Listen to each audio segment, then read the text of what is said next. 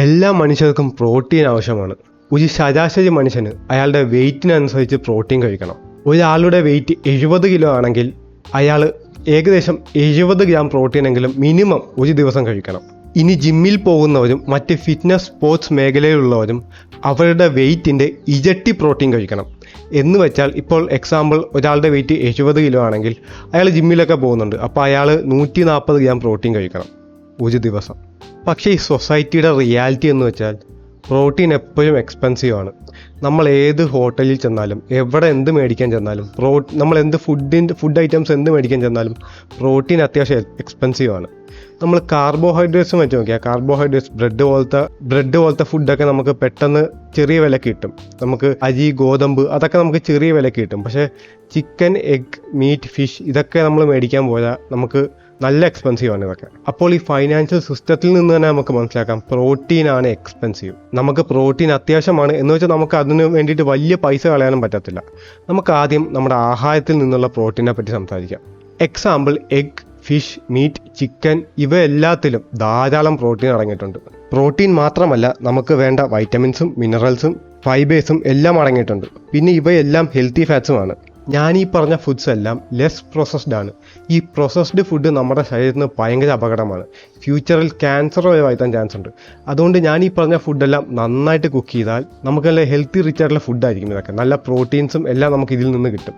നമ്മൾ കുക്ക് ചെയ്യുന്നതുകൊണ്ട് നമുക്ക് വിശ്വസിച്ച് കഴിക്കാനും പറ്റും. നമുക്ക് വേറെ പ്രിസർവേറ്റീവ്സും അഡിറ്റീവ്സും ഒന്നും നമ്മളിതിൽ ആഡ് ചെയ്യുന്നുമില്ല. അപ്പോൾ നമുക്ക് നല്ല വിശ്വാസമായിട്ട് നമുക്കിത് ലോങ് ടൈമിൽ കഴിക്കാൻ പറ്റും. നമ്മളിപ്പോൾ വർക്കൗട്ട് സ്റ്റാർട്ട് ചെയ്ത് നമ്മൾ ഇന്ന് വർക്കൗട്ട് ചെയ്ത് 6 മാസം കഴിഞ്ഞ് നിർത്താൻ വേണ്ടിയിട്ടല്ല. നമ്മൾ ലൈഫ് ലോങ് വർക്കൗട്ട് ചെയ്ത് കൊണ്ടുപോകാൻ നമുക്കിഷ്ടം. അപ്പം അതുപോലെ നമ്മുടെ ഫുഡും അതനുസരിച്ച് നമ്മൾ കൊണ്ടുപോകണം. അപ്പം നമ്മുടെ ഈ ഫുഡ് സോഴ്സിൽ നിന്ന് വരുന്ന പ്രോട്ടീൻ ആകുമ്പോൾ നമുക്ക് വിശ്വസിക്കാം. നമ്മൾ തന്നെ കുക്ക് ചെയ്യുന്നതുകൊണ്ട് നമുക്ക് തന്നെ വിശ്വസിച്ച് കഴിക്കാൻ പറ്റും. അതുകൊണ്ട് നമുക്കിതിനെ വിശ്വസിക്കാം നന്നായിട്ട്. ഇനി പ്രോട്ടീൻ പൗഡറിൽ നിന്നുള്ള പ്രോട്ടീനെ പറ്റി പറഞ്ഞാൽ ഒരു സ്കൂപ്പ് വേ പ്രോട്ടീനിൽ നിന്ന് നമുക്ക് 25 ഗ്രാം പ്രോട്ടീൻ ലഭിക്കും. ഒരു ബിസി ആയിട്ടുള്ള ഒരാൾക്ക് നന്നായിട്ട് ഫുഡ് കുക്ക് ചെയ്ത് ഫുഡ് സോഴ്സിൽ നിന്ന് വരുന്ന പ്രോട്ടീനെ ഡിപ്പെൻഡ് ചെയ്യാൻ ഭയങ്കര പാടായിരിക്കും. കാരണം അയാൾക്ക് അതിനുള്ള ടൈം കാണത്തില്ല. അങ്ങനെയുള്ളവർക്ക് നല്ലത് പ്രോട്ടീൻ പൗഡർ തന്നെയാണ്. ഇത് കുക്ക് ചെയ്യാൻ വളരെ ടൈമൊന്നും വേണ്ട. ജസ്റ്റ് വെള്ളത്തിലോ ജസ്റ്റ് മിൽക്കിലോ പ്രോട്ടീൻ പൗഡർ മിക്സ് ചെയ്യുക, അത്ര തന്നെ ഉള്ളൂ. പിന്നെ നമ്മൾ നേരത്തെ പറഞ്ഞ 70 കിലോ ഉള്ള ഒരാൾക്ക് 140 ഗ്രാം പ്രോട്ടീൻ വേണം. അപ്പം അയാളിപ്പോൾ ഡെയിലി എക്സാമ്പിൾ 10 മുട്ട കഴിച്ചാൽ അതിൽ നിന്ന് 60 ഗ്രാം പ്രോട്ടീൻ കിട്ടും. ബാക്കി അയാൾക്ക് വേണ്ടത് 80 ഗ്രാം പ്രോട്ടീൻ. അത് അയാൾക്ക് ബാക്കിയുള്ള ഫുഡ് സോഴ്സിൽ നിന്ന് എങ്ങനെയെങ്കിലും ആ ടാർഗറ്റ് 140 ഗ്രാം പ്രോട്ടീൻ എന്ന ടാർഗറ്റ് അയാൾക്ക് അച്ചീവ് ചെയ്യാൻ പറ്റും. പക്ഷേ ലെറ്റ്സ് ഒരു 100 കിലോ വെയിറ്റ് ഉള്ള അയാൾക്ക് 200 ഗ്രാം പ്രോട്ടീൻ വേണം.